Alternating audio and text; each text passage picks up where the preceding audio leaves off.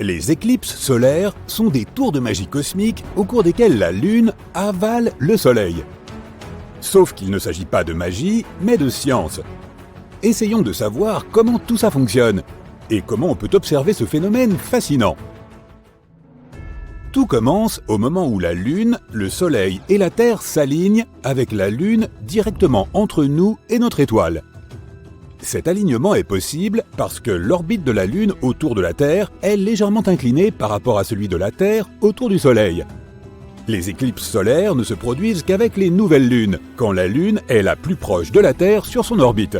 Ainsi, lorsque l'alignement est parfait, l'ombre de la Lune est projetée sur la Terre, ce qui empêche la lumière du Soleil de nous atteindre. Imagine-toi dans une pièce où il y a un interrupteur géant, mais au lieu d'éteindre la lumière, tu la caches simplement avec une grosse lune. Voilà ce qu'on appelle une éclipse solaire. Elles ne sont pas régulières et ne se produisent que quelques fois par an. Plusieurs facteurs déterminent leur fréquence. Par exemple, l'alignement de la Lune, du Soleil et de la Terre, et la position de notre satellite autour de la Terre. Il existe 3 types d'éclipses solaires, totale, partielle et annulaire. Une éclipse solaire totale se produit lorsque la Lune recouvre complètement le disque du Soleil et que le ciel devient sombre comme s'il faisait nuit. Cette phase peut durer de quelques minutes à un peu plus d'1 heure, selon la distance entre la Lune et la Terre au moment de l'éclipse. Une éclipse solaire totale ne peut être visible qu'à partir d'une région spécifique de la Terre appelée le chemin de la totalité. Ce chemin est généralement une étroite bande de terre ou de mer. Et s'il se trouve que tu es au bon endroit, tu pourras profiter de cette vue magnifique. Malheureusement, tout le monde n'a pas la chance d'assister à une éclipse solaire totale. Parfois, la Lune ne recouvre qu'une partie du Soleil. Dans ce cas, tu verras un Soleil en forme de croissant au lieu d'un Soleil complètement avalé. C'est ce qu'on appelle une éclipse solaire partielle.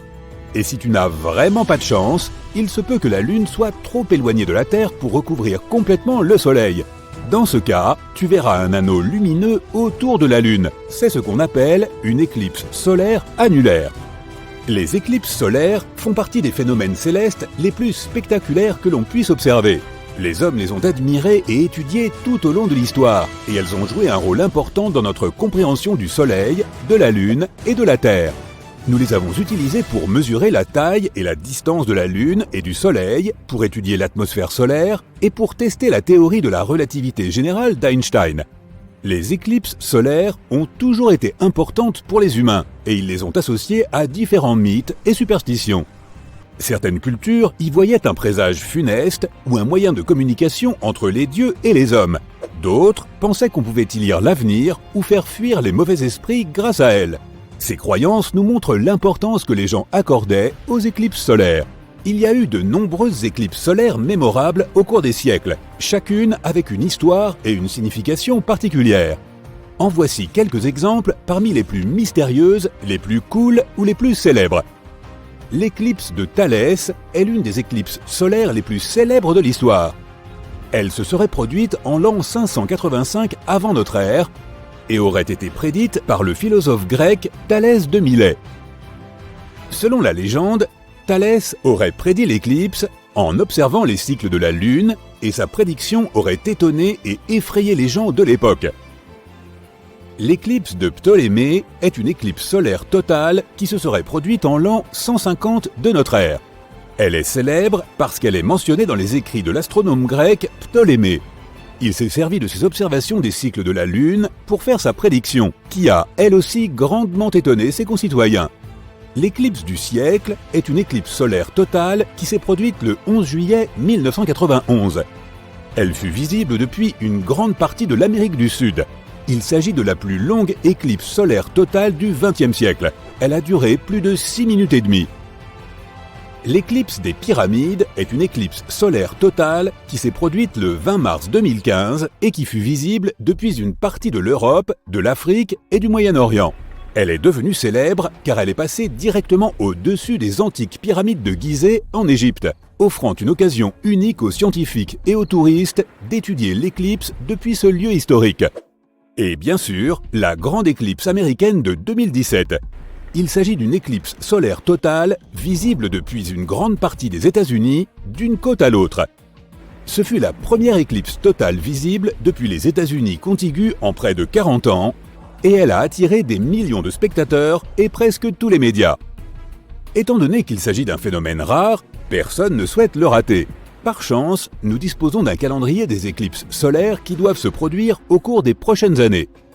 La grande éclipse nord-américaine de 2023 devrait être visible depuis une grande partie de l'Amérique du Nord, du nord-ouest Pacifique à la région des Grands Lacs. Il s'agit de la première éclipse totale visible aux États-Unis depuis la grande éclipse américaine de 2017. L'éclipse des Andes de 2024. Celle-ci devrait être visible depuis certaines parties de l'Amérique du Sud, notamment le Chili et l'Argentine. Il s'agira de la première éclipse totale visible en Amérique du Sud depuis l'éclipse du siècle de 1991. L'éclipse de l'Antarctique de 2025. Elle sera visible depuis la partie arctique de notre planète, notamment dans certaines régions du Canada et du Groenland. Ce sera la première éclipse totale visible en Antarctique depuis près d'un siècle. Et l'éclipse du Pacifique de 2026. Cette éclipse sera visible depuis une partie de l'océan Pacifique, notamment en Australie, en Nouvelle-Zélande et aux États-Unis. Il convient de noter que le moment exact et la visibilité de ces éclipses changeront à mesure que nous préciserons nos prédictions. En outre, d'autres éclipses solaires pourraient se produire dans les années à venir. N'oublie pas d'aller jeter un œil sur Internet. Mais une question demeure. Comment les observer? Eh bien, il faut faire très attention. Voici quelques conseils. Protège bien tes yeux. Ne regarde jamais directement le soleil, même pendant une éclipse. Ta vue risquerait d'en souffrir. Pour observer une éclipse solaire en toute sécurité, il faut utiliser des lunettes d'éclipse certifiées ou un projecteur à sténopée. Ces dispositifs te permettent de regarder l'éclipse sans fixer directement le soleil. Et ils protégeront tes yeux de ces dangereux rayons. Trouve un bon endroit pour observer l'éclipse. Pour profiter au mieux d'une éclipse solaire, il faut se trouver dans un lieu situé sur sa trajectoire et où le ciel est suffisamment dégagé. Utilise un appareil photo ou un télescope. Si tu as un appareil photo ou un télescope doté d'un filtre solaire, tu peux l'utiliser pour prendre des photos ou observer l'éclipse. Veille seulement à bien préparer tes yeux et ton instrument. Informe-toi. Il est important de bien se renseigner sur ces phénomènes, notamment sur leur moment exact, leur trajectoire et le type d'éclipse dont il s'agit. Cela t'aidera à te préparer. Tu pourras ainsi disposer de l'équipement nécessaire et prendre toutes les précautions requises. Et voilà, plutôt simple, pas vrai? Si tu suis ces conseils, tu pourras assister aux éclipses solaires en toute sécurité et de manière responsable. Et si tu as l'occasion d'en voir une un jour, n'oublie pas de prendre des photos et de les partager avec tes amis. C'est une expérience unique dont tu te souviendras longtemps. 1994, il faisait sombre, de sorte que personne n'a remarqué les deux silhouettes ouvrant les sorties de secours d'un complexe de dômes en verre situé en Arizona et connu sous le nom de Biosphère 2. Elles étaient déterminées à libérer 7 personnes enfermées à l'intérieur depuis 1 mois, risquant leur vie au nom de la science. La mission a été un succès, mais on les a accusés de violation de propriété et de vandalisme. Les vandales étaient Abigail Alling et Mark Vantillo.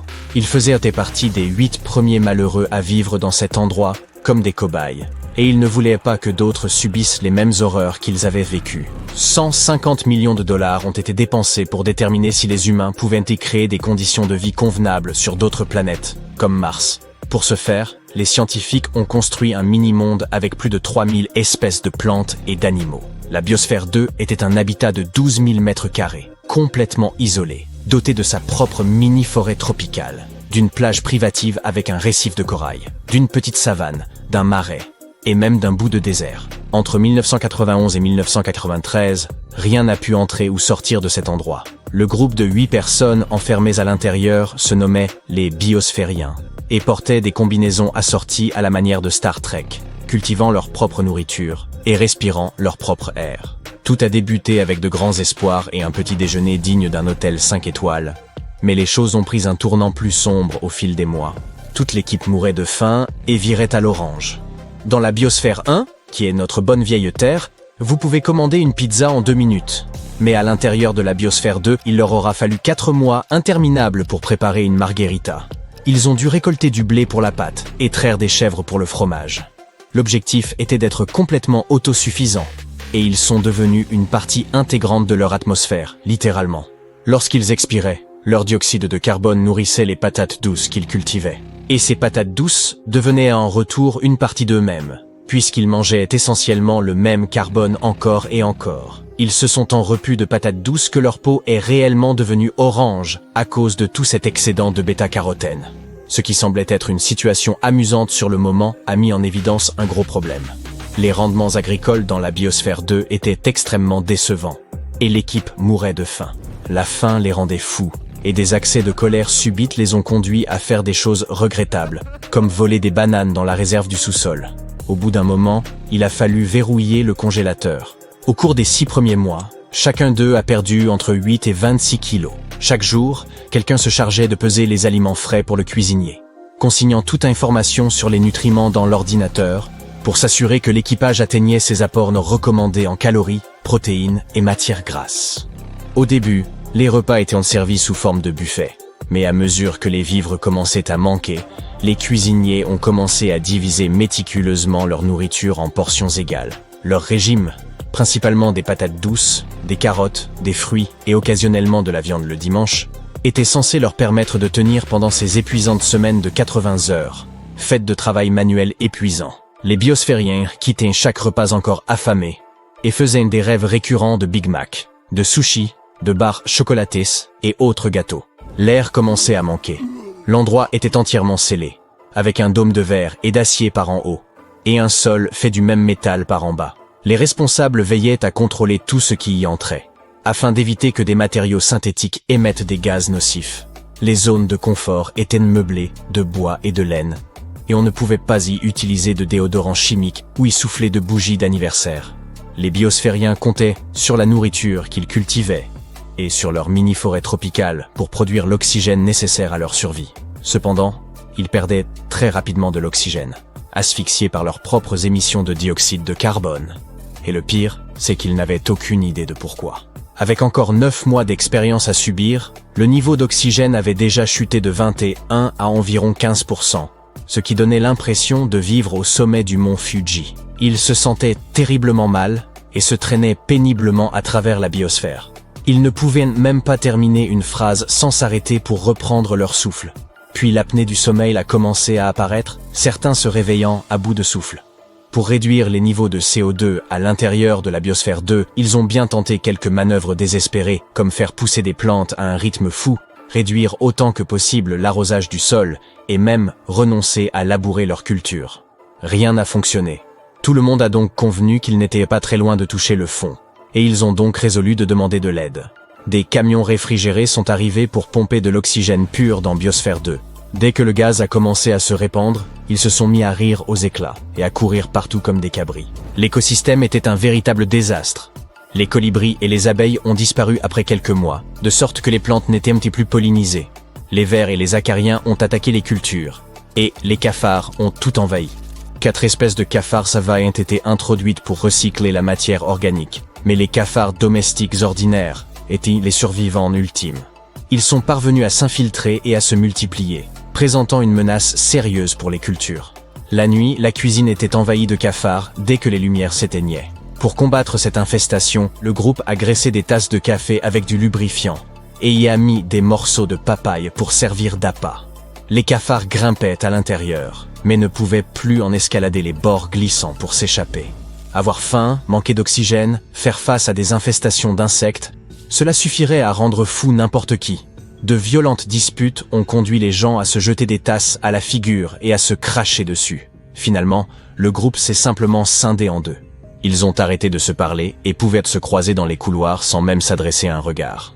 La moitié d'entre eux voulaient plus de nourriture et d'oxygène pour poursuivre l'expérience avec dignité, tandis que l'autre moitié croyait en leurs chances de survie sans aide extérieure, et ce quoi qu'il en coûte.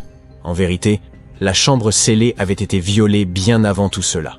Juste 2 semaines après leur entrée, une biosphérienne du nom de Jane Pointer s'était coupé le bout du doigt dans un accident de cuisine en préparant du riz. Le médecin de la mission a essayé de le recoudre, mais cela n'a pas fonctionné et son doigt a noirci en quelques jours. Elle s'est rendue à un hôpital extérieur pour y être opérée, et quelques heures plus tard, Elles est retournée à l'intérieur avec un sac de sport rempli de fournitures comme des pièces d'informatique et des pellicules couleur. Les journalistes n'ont découvert cette livraison furtive que bien des mois plus tard. Et en raison de cela, nombre de gens ont remis en question la crédibilité de toute l'expérimentation. Les médias ont traité l'expérience comme une émission de télé-réalité, la qualifiant de divertissement écologique à la mode. Les gros titres de partout dans le monde donnaient l'impression que l'équipe était sur le point d'y laisser la vie. Au point que leurs familles s'inquiétaient et appelaient sans cesse les biosphériens pour s'assurer qu'ils allaient bien. Le groupe avait l'impression d'être dans un zoo humain, avec des touristes venant de loin pour les regarder au travers de leur cage de verre. Rien que dans les premiers 6 mois, plus de 150 000 personnes ont visité l'endroit. La Biosphère 2 a fini par devenir un gag dans la culture populaire, inspirant une comédie appelée Biodome et des décennies de sketchs amusants. Vous vous demandez peut-être pourquoi aucun d'eux n'a abandonné l'expérience et n'est sorti par la grande porte. Eh bien, aucun des environnementalistes ne voulait être le premier à admettre que c'était au-dessus de ses forces. De plus, ils gardaient encore tous l'espoir de pouvoir relever le défi de la construction d'une seconde Terre. En bout de compte, ils sont parvenus à découvrir où étaient repassées les 7 tonnes d'oxygène manquant. Il avait été absorbé par le béton. Même si être essoufflé tout le temps peut sembler avoir été le plus grand défi qu'ils s'aient dû relever, les biosphériens ont déclaré que l'apprentissage du contact humain dans un environnement clos était encore plus difficile. Il semble que l'expérience ait été un énorme fiasco, mais le groupe a acquis beaucoup de précieuses leçons. Ils ont prouvé qu'un écosystème scellé pouvait fonctionner pendant des années. Ils ont contribué à des études sur la restauration des récifs coralliens. Et leur ferme a montré qu'un rendement élevé et un recyclage complet des nutriments pouvaient être atteints sans l'aide de produits chimiques. Au cas où vous vous le demanderiez, ça n'a pas été la fin du complexe de verre. La seconde mission à l'intérieur de la Biosphère 2 a eu lieu en mars 1994. Maintenant, vous pouvez retourner au début de la vidéo pour comprendre comment ça a pu se passer pour eux. Sommes-nous seuls dans notre galaxie? Tiens, on entend les grillons. Oui, nous sommes plutôt isolés par ici. Mais d'autres civilisations se cachent-elles quelque part dans les profondeurs de la Voie lactée? Pourrait-elle être mal intentionnée et représenter une menace pour nous? Comme si nous n'avions pas déjà suffisamment de problèmes. Bien, amusons-nous un peu avec cette idée. Des théoriciens ont étudié l'histoire humaine et certains de nos comportements passés les uns envers les autres. Et tout cela n'est pas très rose, bien sûr. Puis, ils ont supposé que nos voisins galactiques étaient tout aussi paisibles que nous. Et ils ont calculé la probabilité qu'on nous envahisse un jour depuis une autre nébuleuse à partir de ces données. Ils ont déterminé que 4 civilisations pourraient nous vouloir du mal. Elles pourraient par exemple chercher à dominer la galaxie. Ou simplement être désireuses de faire une joyeuse partie de domino. Il se pourrait qu'elles soient très avancées sur le plan technologique ou qu'elles viennent tout juste d'inventer de diaboliques consoles de jeux. Pour comprendre dans quelle mesure ces cultures pourraient être développées et à quoi nous devrions nous attendre, il existe un moyen de définir leur niveau de menace.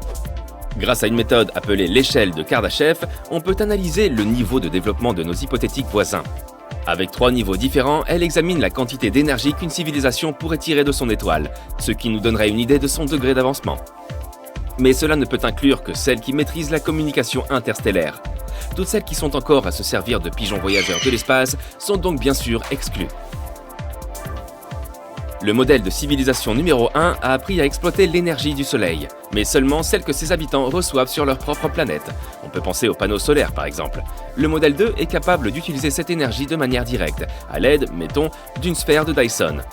Cette dernière permet d'exploiter toute l'énergie disponible car elle est construite intégralement autour de l'étoile. Enfin, dans le modèle numéro 3, la civilisation sait utiliser tout ce que la galaxie peut lui fournir. Elle exploite non seulement l'énergie des étoiles, mais aussi celle des trous noirs, y compris le trou noir supermassif qui se trouve au centre de la Voie lactée. Ces différents niveaux sont importants pour évaluer dans quelle mesure ces civilisations pourraient être avancées. On estime que la Voie lactée a environ 13,6 milliards d'années. Les humains modernes n'existent que depuis 200 000 ans. Et nous n'en sommes encore qu'au modèle numéro 1. Il est effrayant d'imaginer tout le temps que nos voisins ont pu avoir pour se développer. Nous serions un peu des retardataires en comparaison. Si la Terre a tant de retard, c'est qu'elle est située à la périphérie de la galaxie. Les mathématiciens supposent que les systèmes stellaires plus proches du centre ont eu plus de temps pour progresser. En gardant cela à l'esprit, peut-on savoir si d'autres êtres intelligents sont présents et répandus dans la galaxie? En pensant tout ce à quoi la Terre a survécu, c'est un miracle que nous ayons une planète comme la nôtre. Et tout cela nous paraît unique, mais l'est-ce vraiment? Il y a 100 000 milliards d'étoiles dans notre galaxie.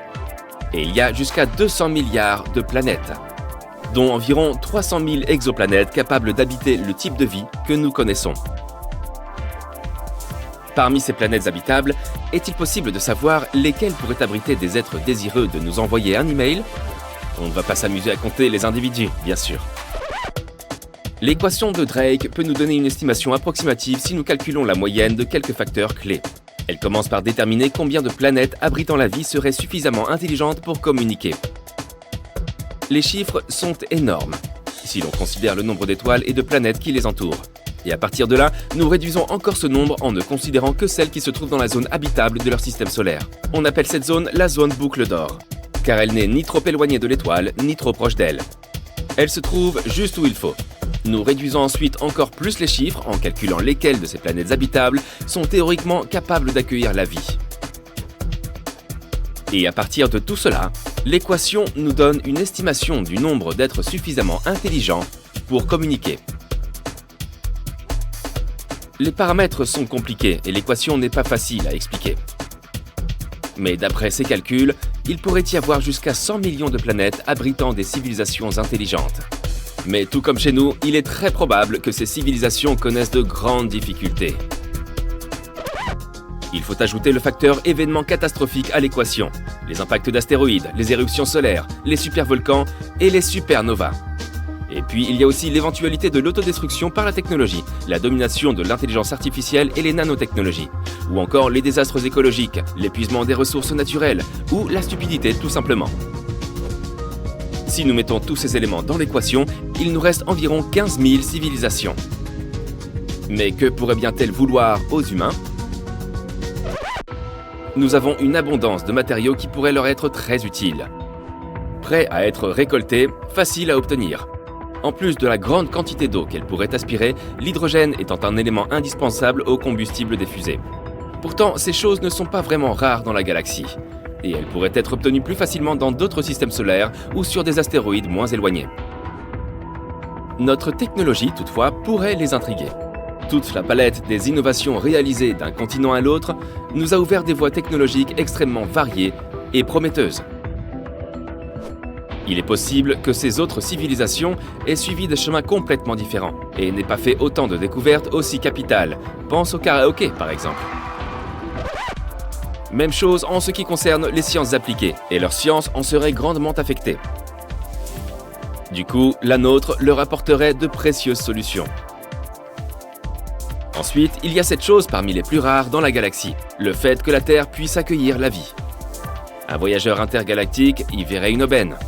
Il n'y aurait pas à adapter la planète afin de la rendre hospitalière. Alors pourquoi ne pas simplement la prendre ? Ce confortable avant-poste ferait une charmante petite destination de vacances ou prendre du repos entre deux conquêtes. Heureusement, il est peu probable qu'ils aient envie de nous manger, ou qu'ils aient d'appétit pour quoi que ce soit sur Terre. Il leur faudrait posséder un système biochimique similaire pour cela, avec des enzymes capables de traiter les molécules qui nous composent. Ouf! Mais il reste très probable qu'ils souhaitent éliminer toute concurrence. La plus grande menace pour eux, c'est tout ce qui pourrait constituer un défi à leur domination. Mais n'aie pas trop peur. Tout cela n'est fondé que sur le comportement humain. Il est très possible que ces êtres ne ressentent pas nos émotions les plus communes. Par exemple, leur capacité à se mettre en colère pourrait être limitée. Ils pourraient même très bien avoir évolué sans elle. Ils pourraient venir d'un monde très différent du nôtre, plus paisible, et ce serait le terrien alors le méchant de l'histoire. Mais ils pourraient également manquer d'empathie et des autres traits positifs qui nous caractérisent. Espérons qu'il n'est que nos traits positifs. Par chance, il est impossible de ne pas prendre en compte le facteur distance. La galaxie est immense et il faut beaucoup de temps pour aller d'un endroit à un autre, même jusqu'au plus proche système solaire voisin. L'objet le plus rapide que nous avons envoyé dans l'espace est la sonde Galileo, qui voyage jusqu'à 170 000 km/h. Même à cette vitesse, il nous faudrait 72 000 ans pour atteindre le système stellaire le plus proche, Alpha Centauri. Avec une sonde guidée par laser pouvant atteindre 1/5 de la vitesse de la lumière, il faudrait une vingtaine d'années pour faire le voyage.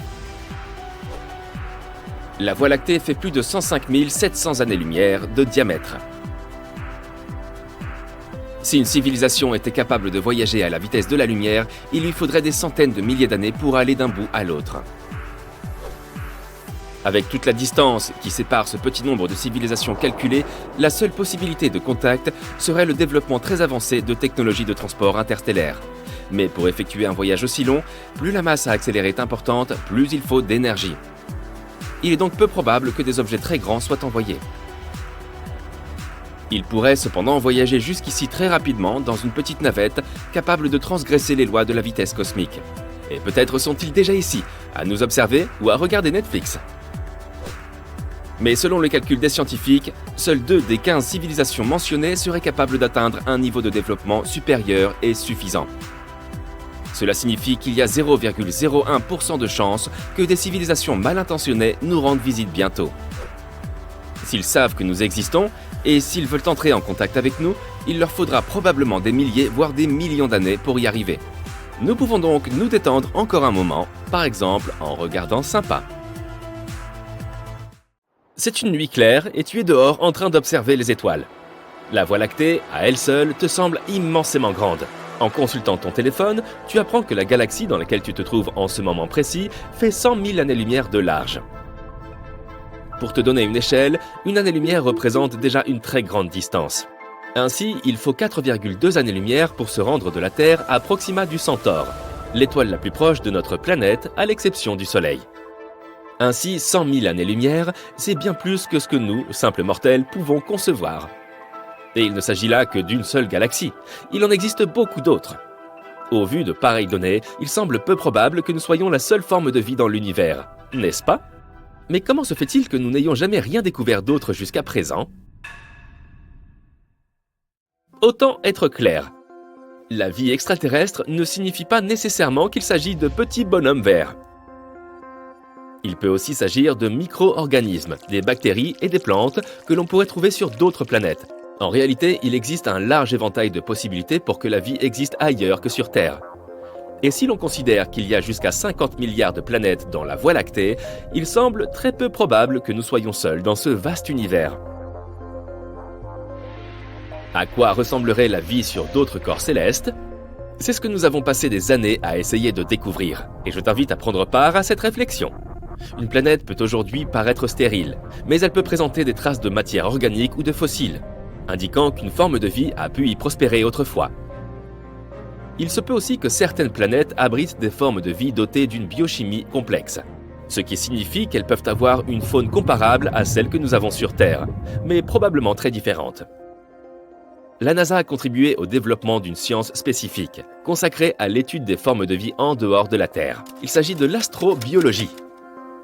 Dès sa création en 1958, l'agence spatiale n'a pas tardé à se lancer dans la recherche de vie extraterrestre et elle l'a rapidement incorporée à son action.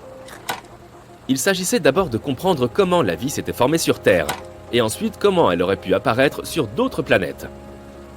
La première fois que la NASA a tenté de rechercher des formes de vie dans l'espace, c'était en 1976. L'atterrisseur Viking s'était lancé dans l'espace en direction de Mars. On s'attendait à ce que l'humanité en rapporte les premières preuves de vie extraterrestre. Mais hélas, l'atterrisseur est revenu bredouille, avec des images d'une planète aride et désolée, et les savants de l'époque ont été extrêmement déçus. Les conclusions scientifiques sur la possibilité de détecter de la vie là-bas ont laissé tout le monde perplexe. Mais pour trouver, il faut d'abord savoir ce que l'on cherche, n'est-ce pas? L'échec de la mission Viking a permis d'alimenter les débats entre les chercheurs de la NASA sur la définition même de la vie. Il a également permis d'attirer leur attention sur un petit détail très important. Les engins spatiaux quittant la Terre emmènent généralement avec eux des micro-organismes et des bactéries terrestres, de façon fortuite, qui s'attachent naturellement aux véhicules. Il s'est avéré que ces bactéries pouvaient contaminer les échantillons des scientifiques, d'où la nécessité d'en tenir compte. Tout cela a fait passer les expéditions martiennes au second plan dans les projets à court terme de la NASA. Une nouvelle question prioritaire est apparue. Quels étaient les types et les stades de développement de la vie que les programmes spatiaux pouvaient espérer identifier? Les scientifiques avaient déjà peut-être rencontré la vie sur d'autres planètes, mais ils n'avaient pas été en mesure de l'identifier comme telle. C'est pourquoi la NASA a commencé à se pencher sur notre propre planète. Tout a été étudié, des formes de vie anciennes qui vivaient il y a des milliards d'années aux créatures vivantes qui arpentent aujourd'hui la Terre. On a compris que la recherche devait être effectuée aussi bien à l'intérieur qu'à l'extérieur. Examinons le développement de la vie sur Terre depuis sa création. Et imaginons que ce développement puisse être représenté comme une échelle ou un escalier, et que chaque étape de ce développement ne soit qu'une volée de marche d'un escalier plus grand. Tout d'abord viendrait la chimie de base, une soupe d'éléments chimiques en vrac, comme ceux que nous voyons dans le tableau périodique. Mais ces éléments doivent s'assembler en structures plus complexes pour pouvoir se reproduire, changer et évoluer. C'est ce qui se produit lors de la seconde étape, au cours de laquelle nous commençons à observer la formation d'organismes microscopiques. Au cours de la troisième étape, ces cellules se combinent pour devenir des organismes multicellulaires, ce qui permet une plus grande complexité et une plus grande variété. À l'étape supérieure, les espèces peuvent développer de plus gros cerveaux, ce qui permet à terme l'utilisation d'outils, le partage des connaissances et la culture. C'est là que se situe l'humanité. En regardant cette échelle, on peut se demander ce qu'il faudrait pour qu'un organisme multicellulaire évolue vers un être humain pleinement formé. C'est ce qu'on appelle le grand filtre. Il s'agit d'un énorme saut évolutif nécessitant beaucoup d'efforts, ainsi que des conditions environnementales parfaites pour se produire. Étant donné que nous n'avons jamais entendu parler d'autres civilisations extraterrestres, il se pourrait que nous soyons les seuls à avoir été capables d'accomplir ce saut. Après tout, quelle est la probabilité de trouver une vie semblable à la nôtre en dehors de la Terre ? Cela dépend du nombre de planètes qui se trouvent dans la zone boucle d'or de leur étoile. Autrement dit, la zone autour d'une étoile où l'eau peut se trouver à l'état liquide. Comme les étoiles existent dans toutes les tailles et toutes les configurations, cette zone est différente pour chaque système stellaire. Mais ce n'est pas le seul critère que nous connaissions pour déterminer la présence possible de la vie. Nous recherchons généralement 3 éléments pour la détecter: de l'eau liquide, du méthane et de l'oxygène. L'eau permet aux composants chimiques de se mélanger et de se connecter, formant ainsi des êtres multicellulaires. Le méthane est produit par le processus de décomposition des bactéries et l'oxygène est le sous-produit de la respiration des plantes. Ce sont là quelques-uns des signes révélateurs que le télescope James Webb a été programmé pour rechercher. Ce télescope a plusieurs objectifs ambitieux qui pourraient bien révolutionner les sciences spatiales. Ses principales priorités sont de détecter des formes de vie potentielles en étudiant les petites galaxies en orbite autour de la Voie lactée. Il recherchera également les étoiles les plus anciennes de l'univers afin de recueillir des données sur l'origine de l'univers lui-même. Ce n'est pas une mince affaire. La NASA a mis 2 variables sur ce nouveau télescope. Un examen approfondi des exoplanètes, c'est-à-dire des planètes situées en dehors de notre système solaire. Et la recherche d'extrémophiles, un type de vie qui survit aux environnements les plus extrêmes. Les extrémophiles ont été découverts pour la première fois sur la planète Terre dans les années 1960, au fond de la mer qui borde les îles Galapagos. Les chercheurs ont trouvé des micro-organismes vivant à proximité des cheminées hydrothermales qui jalonnent les fonds marins de cette partie du monde. Il faut beaucoup de résistance pour prospérer dans des endroits comme ceux-ci, où les températures sont extrêmes et dépassent parfois les 370 degrés. Tu imagines une telle chaleur ? Cette découverte a marqué un tournant dans le domaine de l'astrobiologie, car les scientifiques ont compris que la vie pouvait se développer dans des conditions extrêmement difficiles, similaires à l'atmosphère présente sur plusieurs exoplanètes. Mais la vie pourrait bien apparaître dans notre propre voisinage si nous sommes assez chanceux. Guidée par le mantra de « chercher l'eau », la NASA lance 2 missions importantes à l'intérieur de notre système solaire, qui pourraient largement contribuer à la recherche de vie extraterrestre. Tu te souviens de Jupiter, n'est-ce pas ? C'est la géante gazeuse qui possède la Lune nommée Europe. Il y a quelques années, les scientifiques ont découvert qu'Europe possédait un océan caché sous plusieurs kilomètres de croûte de glace. Et ce n'est pas tout. D'après les recherches, l'eau d'Europe serait salée, tout comme celle de notre planète. Europe est une candidate de taille pour y découvrir la vie. Mais la mission Europa Clipper n'a pas pour but d'essayer de l'identifier. Elle se mettra plutôt en orbite autour de cette lune et recueillera autant d'informations que possible sur ses conditions atmosphériques. L'autre mission à destination d'un satellite est Dragonfly, un octocoptère conçu pour explorer Titan, la lune de Saturne. Son lancement est programmé pour 2027 et la sonde n'arrivera dans l'orbite de Titan que vers 2034. Elle prélèvera des échantillons et examinera une série de sites prometteurs autour de la lune glacée de Saturne. Et qui sait, peut-être trouvera-t-elle de nouvelles informations sur la vie d'E.T. On verra bien. Mais je dirais que nous n'avons jamais été aussi proches d'une grande découverte que nous le sommes maintenant.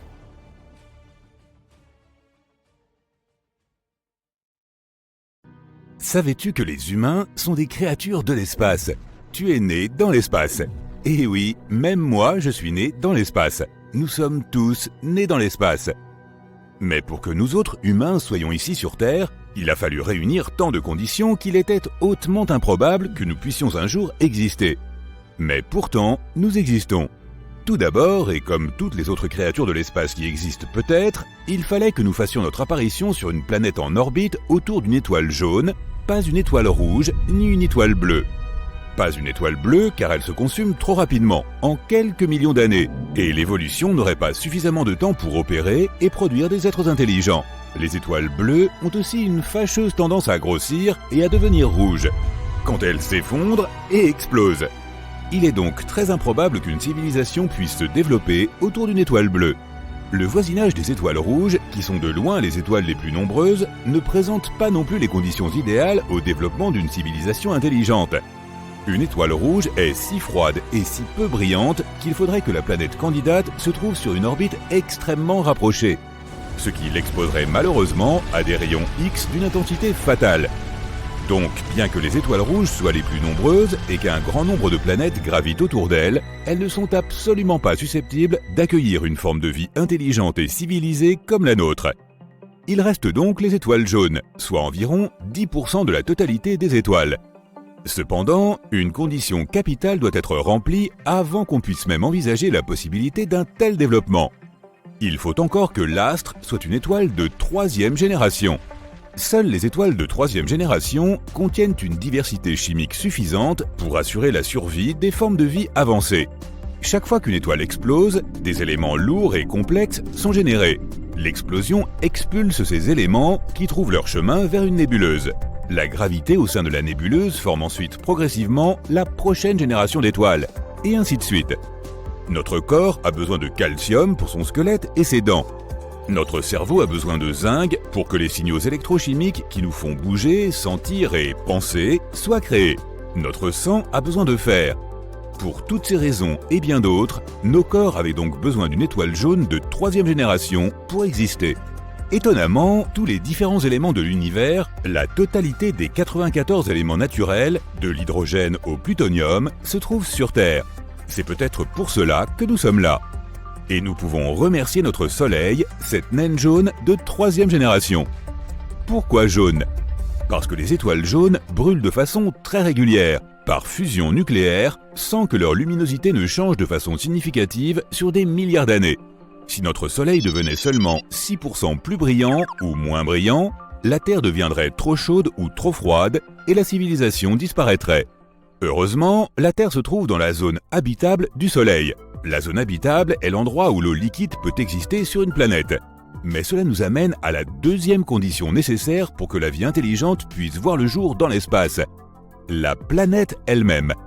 Des études récentes, menées grâce au télescope Kepler, ont montré qu'un quart de toutes les étoiles naines jaunes pourraient abriter des planètes semblables à la Terre dans leur zone habitable.